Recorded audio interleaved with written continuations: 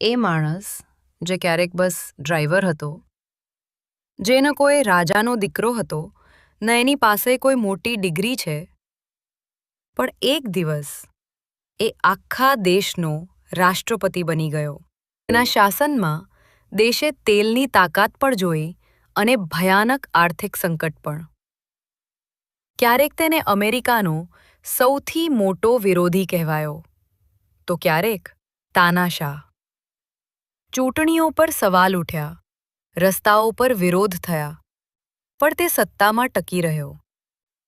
કેટલાક લોકો તેને ક્રાંતિનો વારસદાર માને છે, તો કેટલાક પોતાના દેશની બરબાદીનો જવાબદાર. આ કહાની છે વેનેઝુએલાના વર્તમાન રાષ્ટ્રપતિ નિકોલસ માદુરો. માદુરોને અમેરિકાએ ધરપકડ કરી જેલમાં મોકલ્યા છે અને એવો આરોપ લગાવ્યો કે વેનેઝુએલા ડ્રગ્સની તસ્કરી કરે છે. પરંતુ થોડા સમય પહેલા જ અમેરિકાએ વેનેઝુએલાના તેલ ભરેલા જહાજો જપ્ત કર્યા હતા.